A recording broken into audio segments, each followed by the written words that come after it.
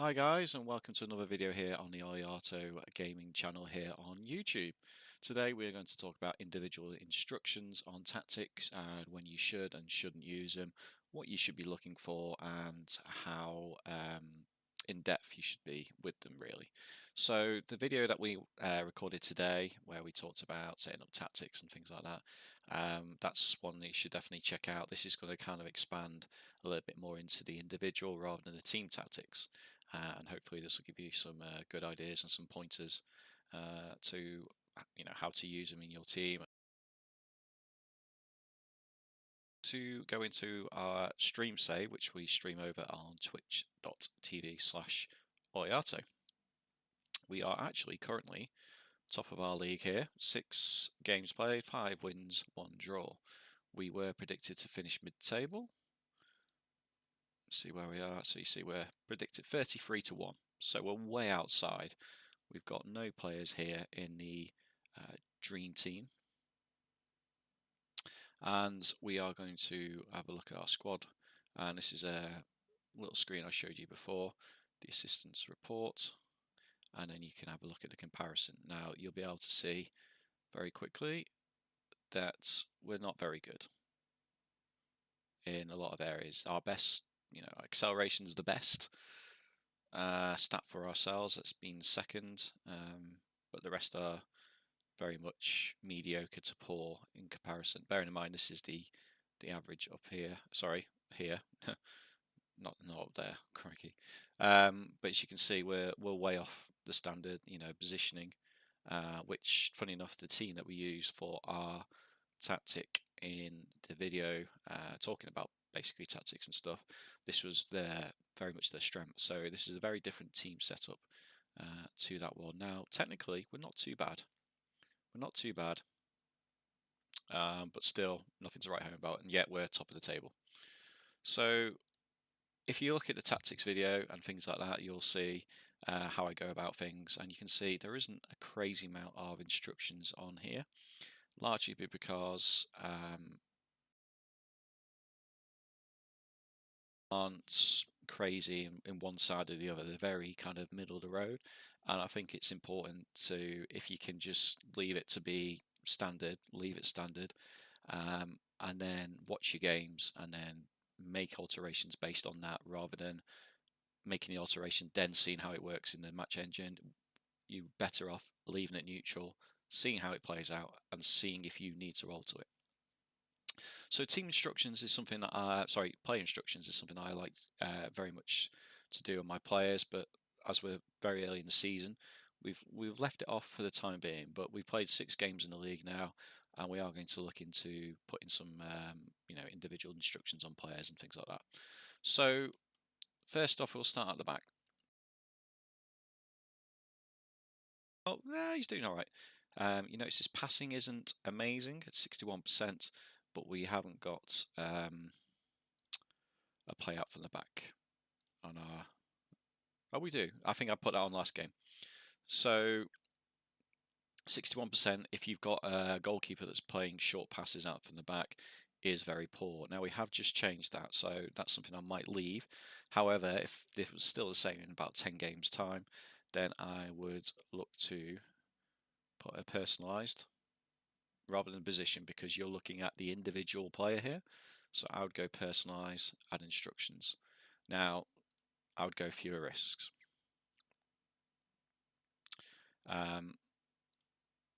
Because you haven't got an instruction here. Now obviously if you've got an instruction here, that's something you might want to look to do. So if you want to play it, it depends on your general anything on at the moment. We haven't got particularly great height in the midfield, as you can see, very poor. So hoofing it long is not great, and that would give you an indication of maybe why it's a 61% pass completion. So, and also there's no, I don't think, can you see assists on here? Yeah, so it's this one as an expected assist, so there's nothing really there to suggest he's like launching counter attacks or making key passes or anything like that. So what we want to do is ask him to distribute short. So your choices are between the centre backs and your fullbacks. Now, as you can see, the fullbacks, dribbling, not great. First touch isn't great. Composure, not fantastic. So, and he's got 4 passing. So if you're playing a direct style football, which we're not really, that's not too bad. If you look at the guy on the other side, dribbling, first touch. So okay, so he can play a bit. Bear in mind you have to consider the standard of your team and division. Bear in mind this is San Marino. This is an added database into the game. We are pretty poor. We're amateur teams actually. In this save, we're actually managing in San Marino and managing the national team. And the idea is to raise the game in the country. It's very much a long-term save. So here, you know, it's not fantastic. So as much as I like to play out from the back, if anything, you would want to favour the left back. But they're not amazing at playing with the ball. Now, our centre backs, I'm going to move. I mean, he's not too bad, but again, not amazing. So obviously, defenders are receiving the ball, particularly if they're getting pressed, then you want them to have a good first touch, good decision. You know, because if they need to send it, then send it. If they've got poor decision making, they'll maybe look to play it still very short when it's not the right option, or vice versa. So it's choice on the passing and things like that. So not fantastic first touch. Composure is good, which is an important trait to have if you want to play it out from the back. Passing's not great. You are looking to play it fairly short from the centre backs to the fullbacks, so passing isn't entirely the be all of end all. But what you can do is have a look at your players. Now, as you can see here, our centre back, he's doing great from corners, but 89% pass completion, which is telling me it's not necessarily his passing's amazing, but he's always making good choices on the ball and making the right pass. So let's have a look at the other centre back. So you hit 84, not too bad, not too bad. You know, you have to think if you're playing with playing out from the back tactic that the pass completion is going to be a lot higher because there's generally less pressure on those players and they're making very short, easy passes because they are the last line of defence. So you might want to have a look at that. But there isn't anyone there particularly that stands out as being the ideal target for your goalkeeper to distribute to. So I'm going to tell him to take fewer risks. But other than that, I'm not going to dictate to him where he should distribute to. I mean, usually you would say to your fullbacks, and it would be one of those things that you might want to put on and see how it plays out in the match engine in the next game, and maybe go from key to comprehensive or something like that in the highlights, just so you get to see a lot more of how those plays play out, and then you can decide if it's going to be something worth keeping. So on our fullback here, as you can see, if you bring into this little menu, and obviously we want to go to personalized again, because someone else playing that position might not have the same strengths or weaknesses. So as you can see, his dribbling is very poor. Long shots is not great at all. Passing's not good. In fact, if you look at that and go, going forward in the final third of the pitch, what's he going to offer you? Now he has got the stamina, maybe not quite the work rate to get there. He's not particularly great off the ball, so this is why we got him on a defend duty. Basically, we don't want him to really venture past the halfway line, but rather let the midfielders attack as a unit, and they stay back and nullify any of the counter attacks. So the one thing on here you would want to say is 8 crossings decent, but I know our back line isn't great. So what I like to do is go on to stats, and like so, 6 games is a decent sort of way to judge it off. Basically, you've got enough data there to start forming opinions. Ideally 10, but today we're going to go with this. So straight off the bat, 4 assists from 6 games as a right back is phenomenal. You can see he's got great passing completion. He's doing very well. So for those stats and attributes, sorry, not stats, attributes. These are stats. Attributes are the skills here. So he is doing really well. His passing's actually very competent, bearing in mind it's only on 4. So we don't really need to rock the ship here, do we? I mean, I would like to take the crossing off. However, he is, you know, doing fantastic. I mean, apparently he should only really have 1 assist, but he's got 4 already. He's got good passing. His tackling's good. So yeah, there is somewhere you can see crosses, but I think that might be a team rather than an individual. There will be someone somewhere. I should have probably looked at that before the start of the video, but we're here anyway. So as you can see on the breakdown here, there's nothing really critical. Obviously, his match ratings support the fact that he's doing a very good job. So I'll leave it on person. I'll take it off just for the time being, just to show that we're not putting anything on here. We have looked at the centre backs, and again, let's look at his skill set. So immediately looking at that, he's pretty decent for this level. In fact, he's very good for this level. He's not the quickest, but you can set that with the line on the team tactics, so we don't need to really worry about this too much. Anticipation's a little bit low, but other than that, he's a pretty solid centre half. And as we've looked on just now, his match ratings are very good. He's a menace from corners. And this tactic isn't set up to be particularly overpowered from corners. We just find that it's been a fruitful way of scoring so far this season. So yeah, he's making a lot of clearances. His tackle win is not too bad. You look at here and you go, his strength and aggression's a good stat. It's basically his strength as well. So you might want to. I'm not going to, because it's my personal judgment call here, and I at the moment don't see any reason to change it. However, I would say maybe tackle harder. But other than that, it's all very good. I'd probably take that off. However, because we are at quite a low level, we are looking to pass the ball. That is something I'm going to keep an eye on, actually. I might look to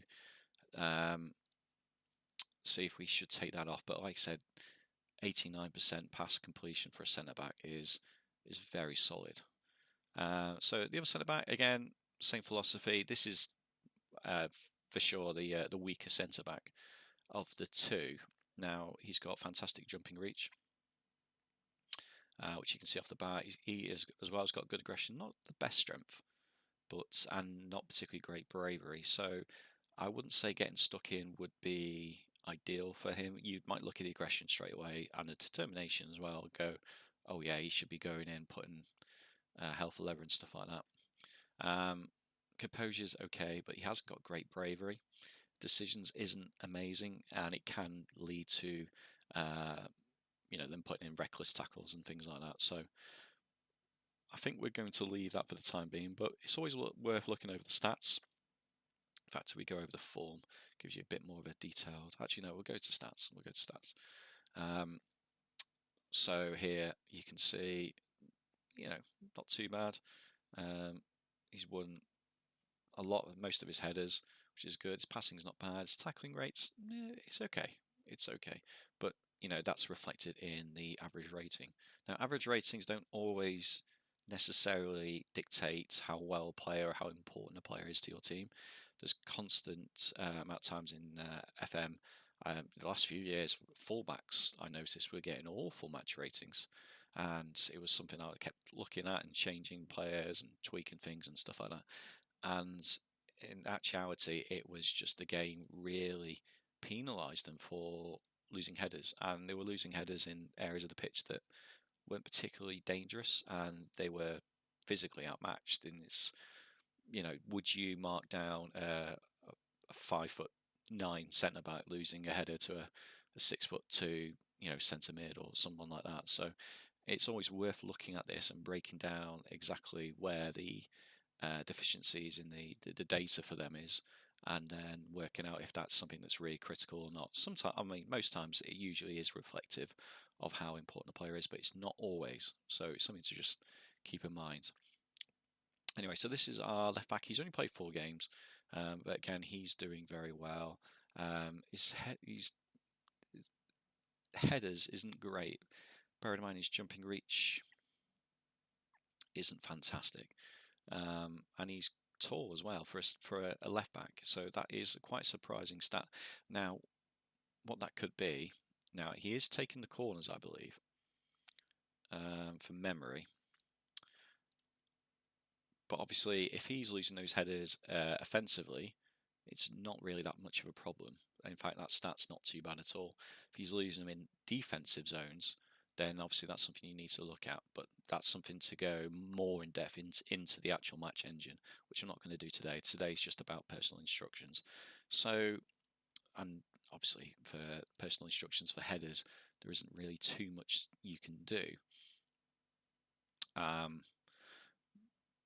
So this guy I'm going to let roll, but his crossing is very good. So I would say you want to cross more for sure.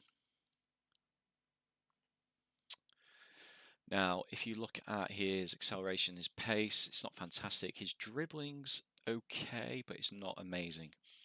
So I'm going to say, because it's middle of the road, I'm going to leave it as it is. If his acceleration was, say, 14, I would be saying, or his dribbling was a little bit better as well, I'll be saying get to the byline, particularly as the pace and the dribbling would help him get to that byline as well. And it also depends on who you're going to be crossing into. So if you've got a tall centre forward, then you'd want to cross them deep straight off the bat. We don't have that aerial ability, so really we want to probably be saying cross them byline. But I'm going to let him roll for a couple more games and look more in depth into his crossing, and then maybe look to put some instructions on there. But from what I've seen so far, I believe get further forward and staying wider is the instructions I'm going to put on him. But it's not necessarily going to happen. Like I said, I'm going to let him carry on a little bit more. Now, obviously, the dribbling is another thing to look at here. So he's got good agility. He's got all right, dribbling. The flair's not amazing, and you can see he only really does half a dribble a game. So we'll leave that off for the time being, but that's something I think we will look to tweak it, and I think we'll get him further forward. This guy isn't good going forward. This guy is good going forward. Now, the problem is, if you're going to send him forward and keep him wide, he is pretty much going to be running into this guy's path. So that's something else to consider. Now, he's one of our better players already, and he's 15 years old. You wouldn't think to look at it as his stats, his attributes. But as you can see, he is very much a left-footed pace guy. His dribbling isn't amazing, so he needs to have that width. And so if you've got a fullback that's occupying that same space, you're kind of doubling up on that, but it makes it a bit easier because you're congesting that attacking unit there. Ideally, you want someone here to go as an inverted winger if you want this guy to be hitting that byline. Now, what you can do is put him on attack duty, get him further forward, and get him to come forward, stay wide, but cross them deep. So he's going to attack here bring the overlap on the team tactic there. So it's worth thinking about how they're going to link up on that side of the pitch to any instructions that you want to put on these players. There's no point having a wing back attacking and a winger attacking there, because most often than not, when I've tried it and looked at it, they're just basically running into each other.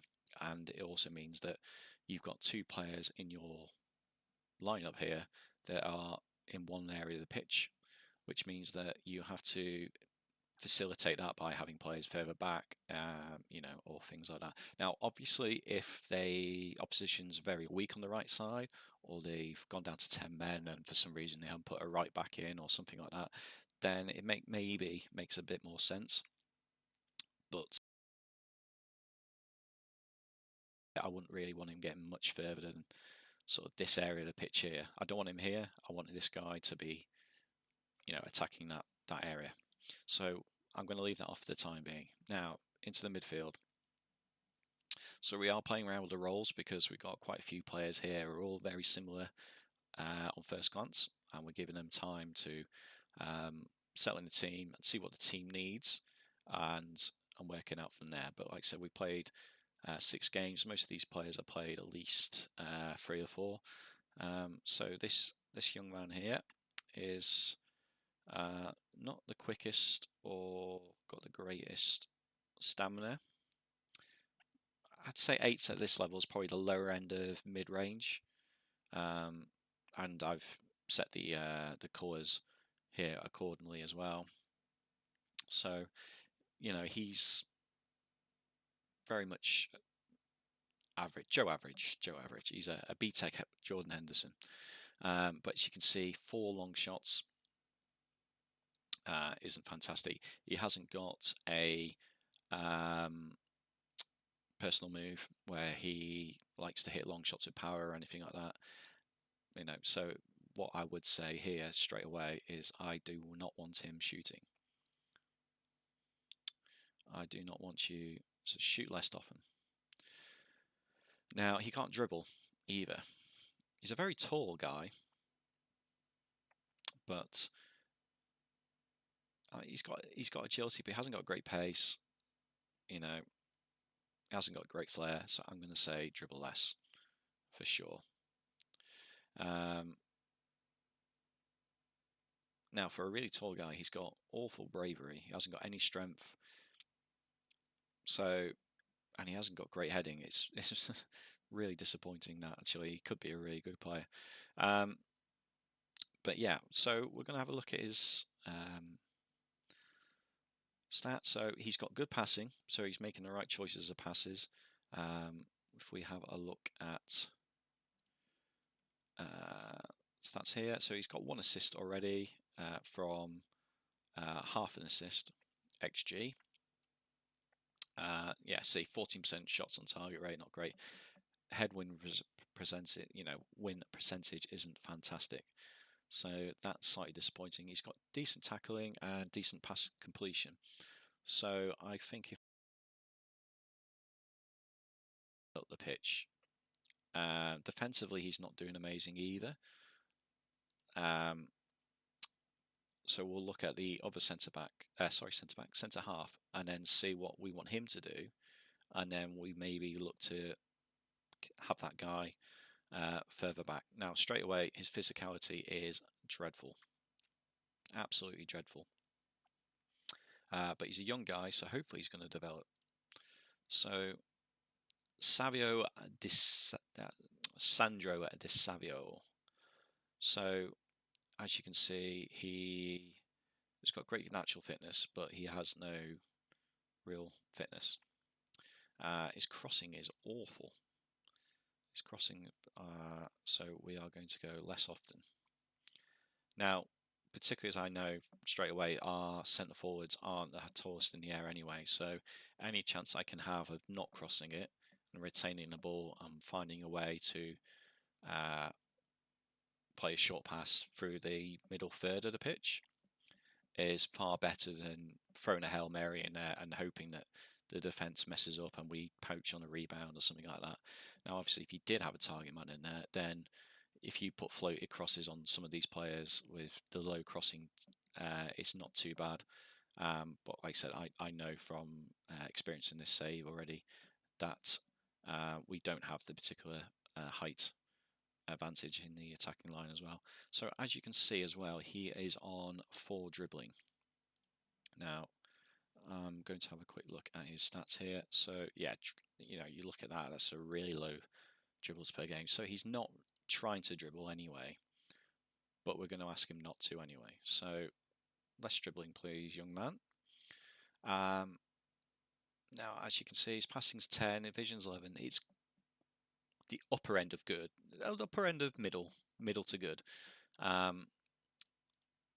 as we've got someone further up the pitch as well, who I know's creative and good at finding those balls through. Now, 5 games and expected assist 6, so nothing amazing. How is he doing on his key passes? So, as you can see here, he is making some good key passes and helping set up. So, as we're doing well, I'm going to leave the rest off. But as you can see, you know, the pace, the stamina, the strength, and the tackling is really poor. So what I would say is you probably want to ease off tackles. But we're not going to, because there isn't really a need. I mean, he's picked up 2 yellows, so you know, you could say it might be worth looking at, but he is winning 80% of his tackles. So we are going to leave that as it is. We look at our right winger now, as you can see from the average rating, he is doing very well, and his attributes aren't crazy compared to everybody. Because of the team tactics are set up to make the most of the yellows and to hide away the deficiencies of these low numbers you can see. So you can see 4 balance, 5 vision, 5 long shots. It's not great. It's not great, but he is doing very well. He's got 6 assists. He's only expected to get just under 4 at the moment, so we're outperforming on that. 94% pass completion now, 13 passing, absolutely phenomenal. So he is doing an exceptional job. I know he's taken a couple of penalties, so that's why he's.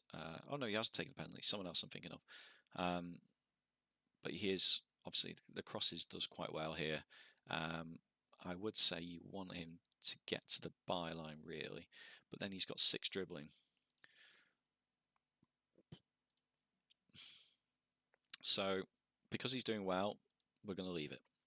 Obviously, if he weren't, you would look to bring some things in here. Now, this guy is a bit of a rotation option. He's one of our younger players. Now, as you can see, he's got not so good dribbling, but compared to the last guy who was like 0.19 dribbles per game, this guy is significantly better at doing it than that. So we're going to leave the dribbles off. He's only made 2 starts as well. He's doing okay.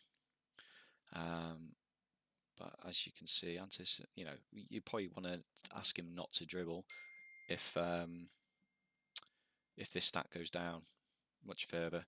And again, not the great stamina. As you can see in this league, it's not the best. His vision's not great. His first touch is not great. We are playing him as an advanced playmaker. We're hoping he develops a little bit because he's obviously got nice potential ability. And obviously San Marisian, so obviously the save is to build a nation as well as the team. Again, this is why we've got the 15-year-old here on the left wing. Now, he's obviously got great pace and things like that.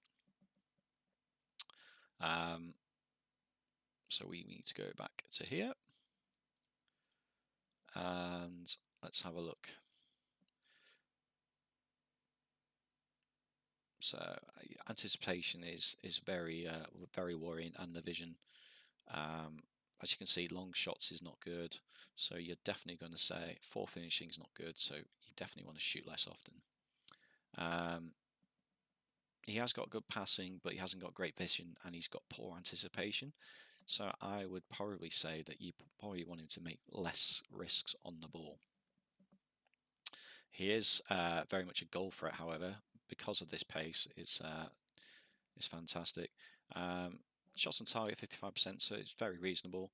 He is doing well with the ball. He's making the right passes, and he's actually doing well in the tackling as well. The work rate's helping out there. So he's played 5 games. Again, fantastic match rating. So we're going to leave that as we is. Now you can see, obviously, these 2 players here are doing phenomenally well for us in terms of the average rating. And that's largely because that's the style play we're looking at. We get the ball to them quick. We're not the most intricate team, so there's no point just dilly-dallying around with it and things like that. We're not sending it, hoofing it up, because the physicality is poor. So that's why we're on standard at the moment. And we have got them running at defence, because there is definitely weaknesses in that area. Similar, we work the ball into the box. But with these on, they just seem to be fine, and the opposition seems to struggle. But those are very much 2 instructions that I would look to maybe knock off once we get to mid-season, and once we've had a lot more games on our save. So this guy as well, your striker, as you can see, it's got some good elements, he's got some bad elements. Poor work rate is one.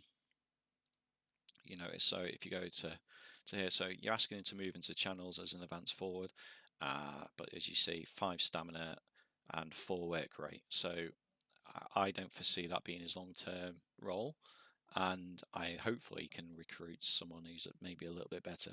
As you can see, 3 bravery as well, 4 balance. Bearing in mind this is your central lone striker, so to have that much lack of physicality, with him being the sort of focal point of the attack, is very much an area of concern. But he is doing okay so far. So what we're going to do is have a look here. So he's got 5 goals in 4 games, so obviously you can't grumble at that. He's out. He is not a penalty taker, so you know, he scored those goals on the pitch. So that's very encouraging. Not the greatest, but you know, he's scoring 5 and 4, and he's outperforming his XG. So I'm not too worried about his choice on shots on target there. Passing, bearing in mind he is the striker, he is very much the upper end of the pitch. You expect the pass completion to be a lot lower because you're making a higher risk passes because the reward is greater, but also you're passing in areas that are far more congested, and they have far more defensively sound players on their team around the area, unlike when it's your centre backs where the opposition attackers haven't got the defensive nous and there's far less pressure on there. So you would expect that to be a lot lower. So on terms of those stats, he's actually doing okay. So we're not actually going to put too many instructions on this team at the moment, because you can see we're outperforming, and also we've got a few team instructions that seem to be doing really well at the moment. So as you can see, a couple of players have got 1 or 2. Lower league, it's really important not to overload them with too much information, particularly if you start a new tactic. If you give them a load of team instructions and a load of player instructions, and then things aren't working out quite right, it's very hard to pinpoint exactly what the tactic needs to be tweaked, because you've changed everything. Obviously, if you start with a fairly vanilla state and then see what issues your team has, then you can make the tweaks there in the right direction. Now, obviously, you can make a tweak, and if it find out it takes you further away from where you want to be, then you need to go the other way. So it also makes problem solving much easier if you leave as much as a default as you can. There are obviously areas in the team that, you know, with some of these players, they have 1s and 2s. They're very much ones you want to counter. And then you've got players that have got, 12, 13, 14s, which for the San Marizine League is very, very good. So obviously you want to utilize that. So if you've only got a couple of instructions, it means also you make the most of those instructions. So they're making the most of your strengths and also covering up your significant. How we're going to leave it today. This is our stream save. We're going to go live very shortly on twitch.tv/Ollyarto and continue the save. We might do an update on this team at the end of the season, but we'll see how the video does here on YouTube, and then we'll go from there. But obviously, any questions, guys, please feel free to ask. But player instructions are, I think, underutilized in FM Tactics. And in fact, I have done a few saves where I've gone away from necessarily the team tactics and put more on the player instructions. I'm not saying it's a better way, but it is, I had still very good results with that. So, don't, as the kids say, don't sleep on the player instructions. Do have a play around with them, but just, make sure you're just nudging things. They're not going to cover up everything, but it's a good way to kind of fine tune some things on your tactics. So anyway, guys, thanks very much for watching the video, and we'll hopefully see you in the next one soon.